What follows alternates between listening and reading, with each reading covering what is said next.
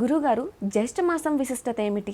జ్యేష్ఠమాసము అనేటువంటిదమ్మా విశేషమైనటువంటిది. మాఘాదిక పంచమాసంలో ఐదవదే జ్యేష్ఠమాసం. అంటే మాఘం, ఫాల్గుణం, చైత్రం, వైశాఖం, జ్యేష్ఠం పంచాధికం అనేటువంటిది దీంట్లో మనకు వర్తిస్తూ ఉంటుంది.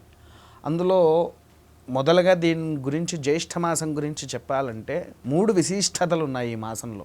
మొదటిది ఏంటి అని అంటే జ్యేష్ఠాదేవి జన్మించినటువంటి మాసమే జ్యేష్ఠమాసము. ఈ జ్యేష్ఠాదేవి ఎవరయ్యా అంటే సాక్షాత్కారుడైనటువంటి శనేశ్వరుడి యొక్క ధర్మపత్ని, అంటే శనేశ్వరుడి యొక్క భార్య. రెండవది ఏంటి, ఈ జ్యేష్ఠాదేవి లక్ష్మీదేవి గారి యొక్క అక్క. ఈ జ్యేష్ఠాదేవిని ఈ యొక్క మాసంలో ఎవరైతే జ్యేష్ఠాదేవి, అది కూడా ఎప్పుడు జ్యేష్ఠమాసము, గురువారము, జ్యేష్ఠ నక్షత్రము, ఇవి 3 కలిసి వచ్చిన రోజున జ్యేష్ఠాదేవి వ్రతాన్ని ఆచరించి మన ఇంట్లో కాస్తంత పులహార వండాలి. పులహారనే ఎందుకు అనంటే అమ్మవారి సత్స్వరూపాలు ఏవైతే ఉన్నాయో ప్రతి ఒక్క రూపానికి పులిహార అనేటువంటిది చాలా ప్రీతికరమైనటువంటిది.